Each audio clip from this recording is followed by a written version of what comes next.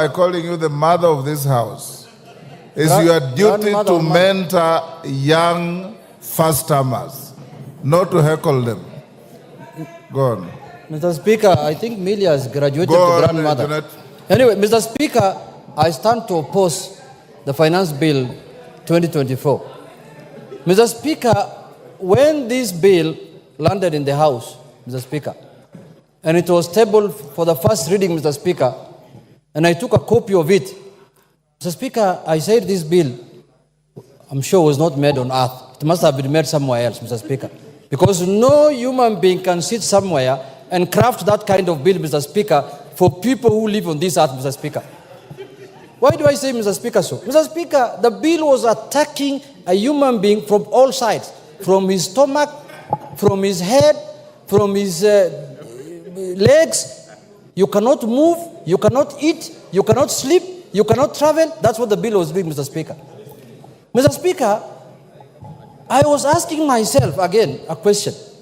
If this bill has decided to tax everything under the sun, from bread to tires of mukokoteni, of piki-piki, boda-bodas, wheelbarrows, even wheelchairs of disabled people. Mr. Speaker, I was asking myself, in the next financial year that is just 8 months to come, what will they tax now? Because you have taxed basically everything. What are you going to tax next? I thought the next taxation is going to be the oxygen now that we are taking. Yes, order, Janet. Yes, Lelmengit. What's your point of order and what standing order? I'm standing under the standing order number 91, Yes. Mr. Speaker. I want Honorable Junet to substantiate that we are only putting levies on imported assembled motorcycles, not locally assembled and not locally manufactured, so that the Kenyans out there can know the truth, Mr. Speaker. Thank you. Mr. Speaker, I have not even spoken about that. Me, I spoke about rubber. I did not talk about assembled, disabled, and non-assembled. I have not talked about that. You must be in a different house than me. You must be in Wasingishu County Assembly or something, Mr. Speaker. Mr. Speaker, to proceed with my point of argument, Mr. Speaker, if this bill was done the way it was done, without the input of serious government technocrats, Mr. Speaker, then it has proved to me that this government lacks technocrats.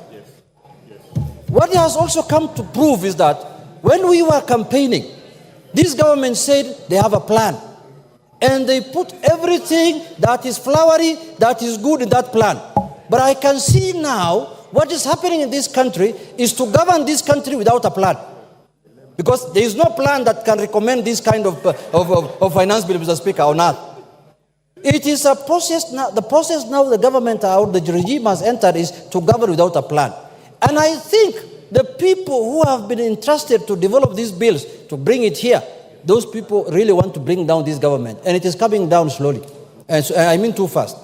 Mr. Speaker, you cannot, I want to tell my colleagues and members of parliament here, where the rubber meets the road is this house.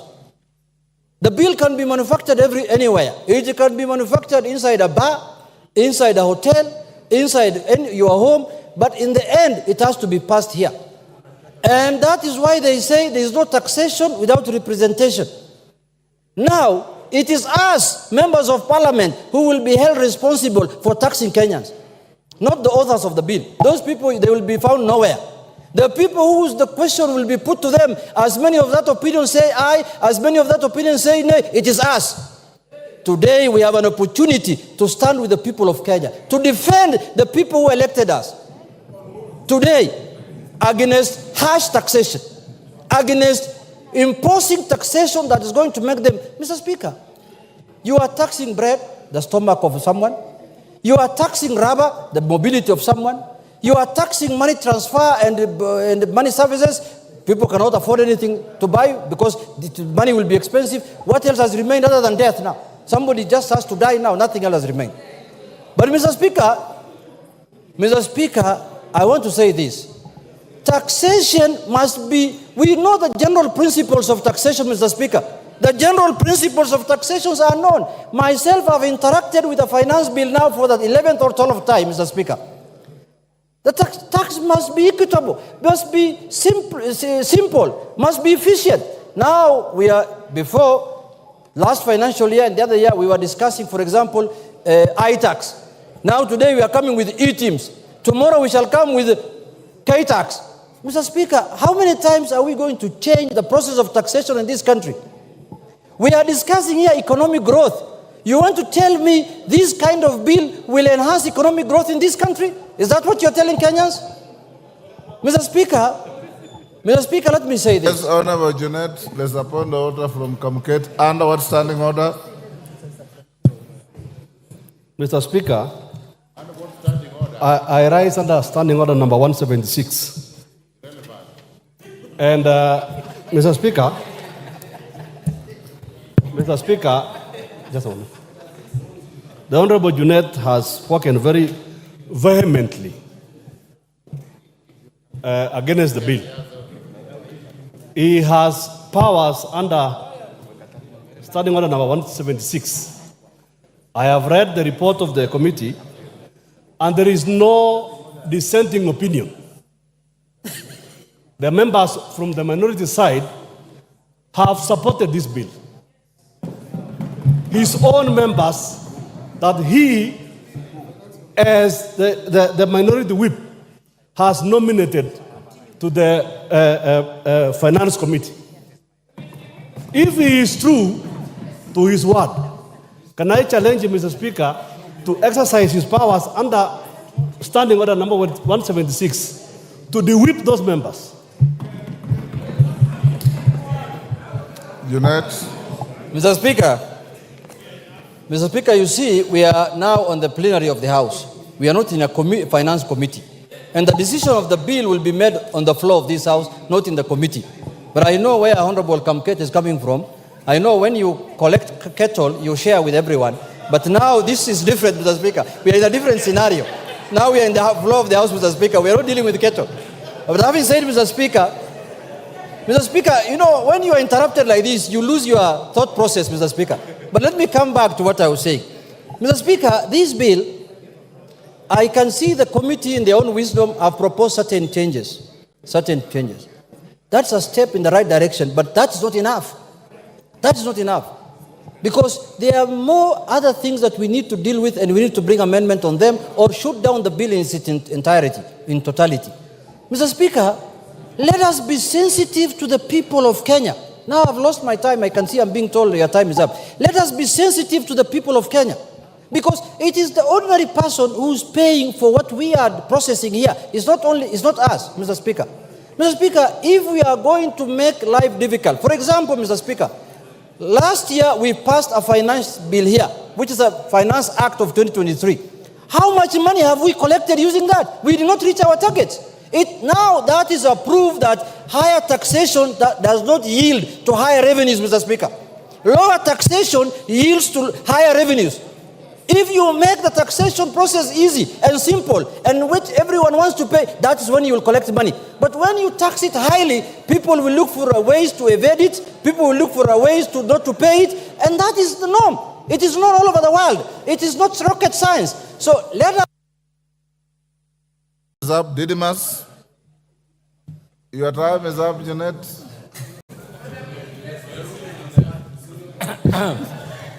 Didymus. Thank you, Mr. Speaker, for giving me this opportunity also to add my voice on this very important bill, the Finance Bill 2024. Honorable Speaker, in making a decision as to whether I support or oppose, I am guided by three things. First, that is very important, and the country must understand this, Honorable Speaker. There is no country across the world that has developed without the support of the local manufacturers. We have been lamenting for very many years, Honorable Speaker, that Kenya as a country is one-way traffic. We are only importing. Mr. Speaker, It is a fact that we have manufacturers who have set up their factories in our country. They have just employed less than 5 people. And what these manufacturers do, they just import finished products to distribute. Yet they get all the support from the government of Kenya and from the taxpayers, Honorable Speaker. The second thing that is very important, Honorable Speaker, is that the problem that this country is facing, and it is a time bomb, Honorable Speaker, is lack of employment for the surging young population of this country. The government alone cannot absorb millions of Kenyans who are job seekers. The private sector plays a pivotal role in ensuring that we have employment opportunities so that Kenyans can have the bargaining and the purchasing power to put food on the table, Honorable Speaker. So the private sector should be supported. I heard the leader of minority speak about that this country is only favoring a few individuals who are trading in cement, who are trading in steel. Honorable Speaker, I want to ask and to urge the leader of minority, Honorable Pio and I, who is my very good friend, that he has an opportunity to set up a steel factory in this country. He has an opportunity to set up a cement manufacturing factory in this country. He has an opportunity, Honorable Speaker.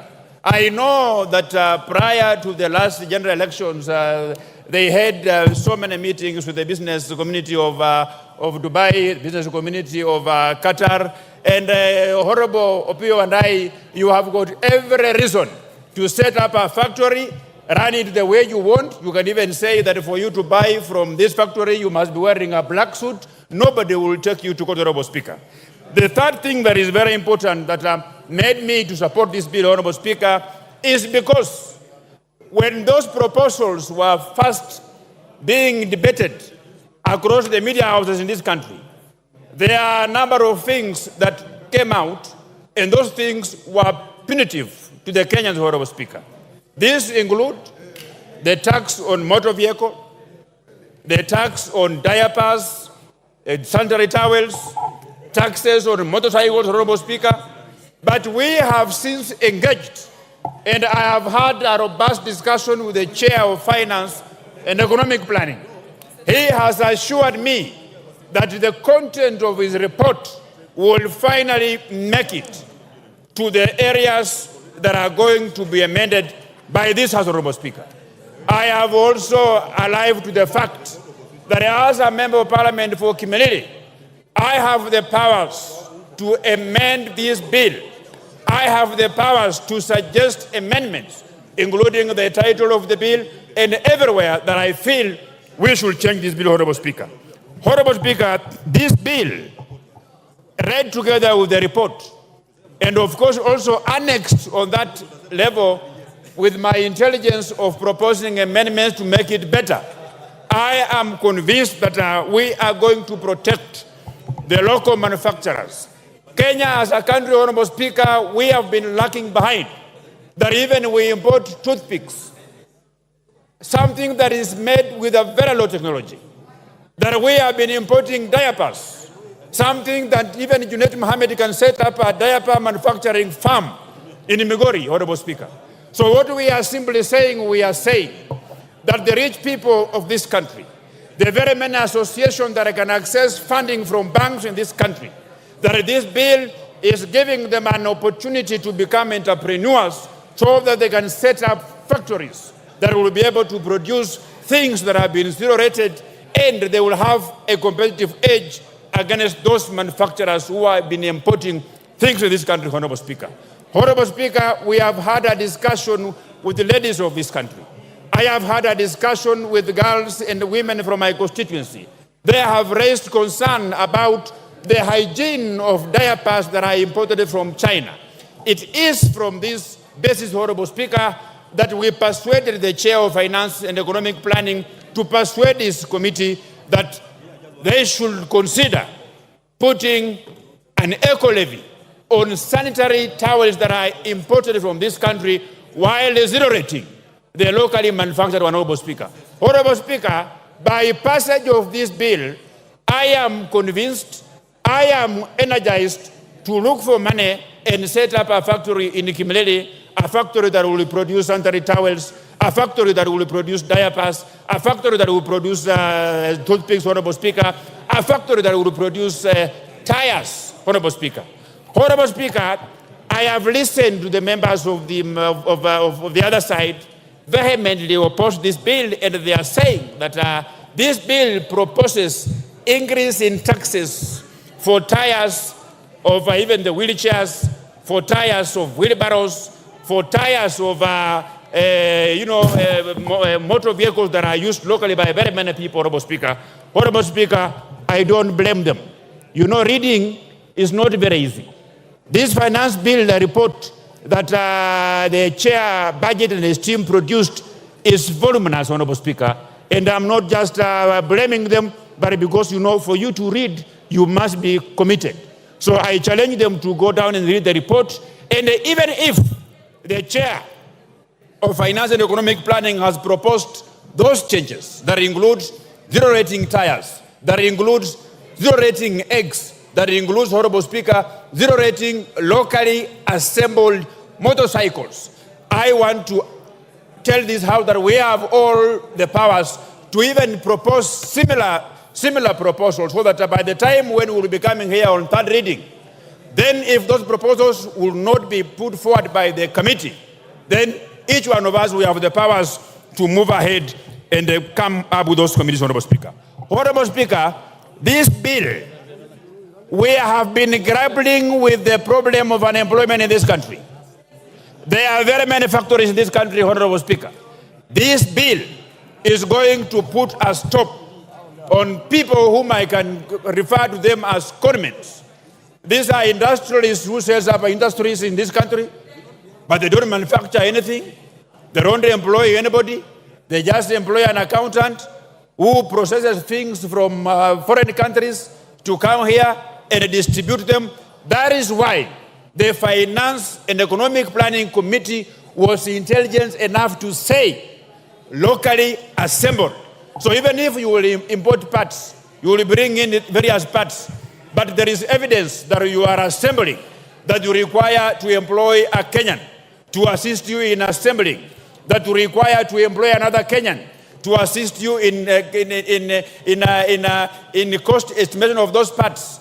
Honorable Speaker, that is why I stand here today as a member of Parliament for Kimilili, exercising my constitutional powers and authority, that I have the powers to amend each and every section of this bill, Honorable Speaker. And being alive to the fact that the reason why the people of Kimilili brought me into this House is to ensure that the road from Rashid to Chepkwabi is tarmacked, Honorable Speaker. Is to ensure that we have a Huduma Center that is fully equipped and functional in the Kimilili constituency, Honorable Speaker. That I ensure I source for funds to tarmac the road from Maini to Kapsokon, Honorable Speaker.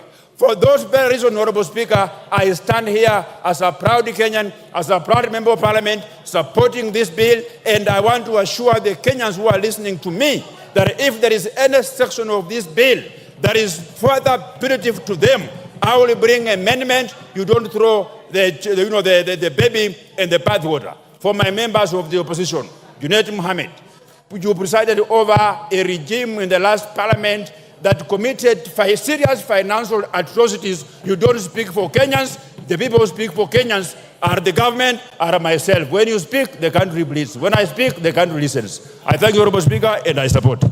Commissioner Makau. Thank you, Mr. Speaker. From the onset, Mr. Speaker, let me say I thank you for giving me this chance to voice my sentiment on this. Where's Nzengu? What's your point of order and under what standing order? I rise under standing order number 1. It is not available to you. That is for the Speaker. I just seek a guidance from you, Mr. Speaker. Yes. Looking at the interest of members, I wanted to implore you to allow the cards not to be removed over lunch hour so that we can continue in the afternoon. Thank you, Mr. Speaker. Okay, Mark. So that you don't lose your slots. That is a fair request. And the house will be guarded by the sergeant, so if your cards are left in the slots, they'll be safe. Yes. Thank you, Mr. Speaker. I will restrain myself on the Finance Bill 2024. Mr. Speaker, I was very optimistic when I was going through this bill. Mr. Speaker, I had thought this government is going to redeem itself, given that the bill 2023, Kenyans underwent serious suffering, given that arose from the proceeds of the 2023 bill. Mr. Speaker, when I looked at this bill, I really wondered. Mr. Speaker, I'm listening to members saying that they come from sugar farming areas. Mr. Speaker, I come from an area where bread is the order of the day. Mr. Speaker, when you come to Mlolongo, when I looked at that bill, they did not define bread. They spoke of gluten and bread. Mr. Speaker, most of our hustlers, when you come to Mlolongo and Athi River, they trade on bread in terms of mandazi, in terms of samosas, and that kind of stuff. So, Mr. Speaker, when I saw this proposal of 16%, Mr. Speaker, being proposed, the bread to be subjected to VAT, it broke my heart. Mr. Speaker, as I stand in this house, when I looked at all these clauses, Mr. Speaker, I looked at clause 9, clause 25, clause 23, clause 35, clause 63, and clause 63. Mr. Speaker, these proposals, sometimes I wondered, really, they are advisors of the executive on matters of this bill. Mr. Speaker, when this government, on its manifesto, they say they're going to take care of the hustlers, the mamambogas, the bodabodas, but when I look at this proposal, Mr. Speaker, none of them was addressing the well-being of those hustlers. Today, Mr. Speaker, as I stand here, when I looked at the proposal on data protection, Mr. Speaker, that proposal wanted to amend the Data Protection Act. I think that is Cap 2114C. Mr. Speaker, I want to remind our colleagues on the other side that yesterday we had members whose accounts were frozen because the same act, the same data protection was misused, and members of the then Tanga accounts were frozen. Today, Mr. Speaker, when someone proposes that this data protection, our personal data, should be given to KRA, Mr. Speaker, our government can come in place, and we never know. Your account, someone might say that you owe the government 100 million in taxes. Mr. Speaker, it's high time this House stood and said no to such proposals. Mr. Speaker, however, I have looked at the report. I know the Finance Committee have done something on it. And Mr. Speaker, we must be very careful. There is no way I'll sit here and understanding that a government must fund its budget. We must look at what is happening to the taxes that we are collecting and why are Kenyans not paying taxes. Mr. Speaker, I join speakers who say, let us loosen the tax bracket so that we tax Kenyans less, so that they will be encouraged to pay more taxes. And we are going to realize these monies that we want to finance the budget that we have. Mr. Speaker, as I stand here, I am also concerned about the proposal protecting some investors. Mr. Speaker, I come from a constituency where all the cement factories are. It is true, there is only one supplier of billets. And Mr. Speaker, the way this bill was proposed, it was proposing a 17.5% tax. That means they were going to protect the monopoly of that investor so that no any other manufacturer will find place in the market. And I agree with members that this country needs industrialization. We cannot industrialize when we give one investor monopoly power to to be the only person determining who is going to be in the steel industry. So, Mr. Chairman, Mr. Speaker, I think this one was really going to kill the industry around here. So it also applies on the clinker. Mr. Speaker, clinker is an essential element in production of cement. If we tax this cement as proposed in the bill, I think that's 10%. It means even the affordable housing that we are talking about is not going to be possible. If this bill will address on clinker being zero rated, then it means the cost of cement is going to come down and the cost of building is going to come down. Mr. Speaker, the way it is, I don't see whether this bill is going to help Kenyans. Mr. Speaker, I stand here and I oppose it in totality. Let us come back. Mr. Speaker, you accept our amendments, and as a House, we look at them so that we neaten this bill so that it's going to benefit all Kenyans. I thank you, Mr. Speaker. Order, honorable members, you may be upstanding.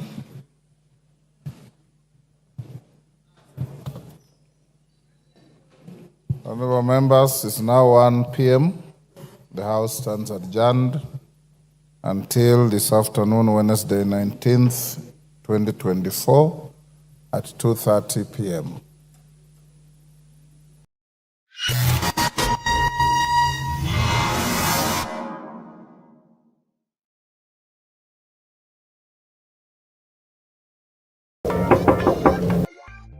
Madhe. Karibu. Asante. Nimekuletea mgeni leo. Okay. Huyo anaitwa Magi. Alright. Ni rafiki yangu. Okay. Mko karibu sana. Asante sana. Wacha nimezeka kitu. Asante. Okay. Mike, unaishi na mama yako? Huku ni kwa madhe. Huku unajua? At your age na ile do yote yenye unatengeneza unaishi aje na mama yako bado hadi wa leo? I thought unafaa kuwa umenunua shamba, umejenga kwako, umejipanga, umejidevelop. It's not a big deal. Ushaisikia Mawega Company Limited? Ni wauzaji wa mashamba. Ukiwa na 100,000 Kenyan shillings, uwekelee deposit, utapewa shamba na utakubalishwa kuanza kudevelop pole pole. Wow. Before umalize kulipa balance, unaweza ekelea cash na upewe discount fiti. Walai, discount? Unataka kusema hiyo time yote nimekuwa nikilalisha masikio? Umekuwa ukilalisha bana. Toka kwa mama yako Mike. Ai. Tusherere Kasarani, nyumba-inĩ ya Max Plaza, third floor, opposite Kasarani Police Station. Kanohure thimu 0798 555 444. Mawega Company Limited, turning tenants into landlords. Niĩ njĩtagwo Joy wa Macharia kana mũndũrũme kĩea na mĩgũnda yakwa yothe njigithagia na Mawega Company Limited. Njĩtagwo Mama Edu Original, the one and only lioness in the city. Na gũkũ kwa Mawega no kuo ũngĩheo kanya ũrĩhe na mwaka ũmwe ka. Niĩ njĩtagwo Wanja Asali na handũ ha kũnyuaga ngiri ĩyo ũkaria 50 rĩ ũka wĩigithie gũkũ kwa Mawega Company Limited wĩgwatĩre gaburoti. Niĩ njĩtagwo Wanjirũ wa Waya na rĩu ndũgetikire kũnyitane ũtokĩte gũkũ kwa Mawega Company Limited. Buroti citũ ciĩ Joska Mara Kamuru Kantafu na Komahi Dume Kwene na ndugu yaku na landlord nĩ mbeca. Tusherere Kasarani, nyumba-inĩ ya Max Plaza, kanohure thimu 0798 555 444. Mawega Company Limited, turning tenants into landlords.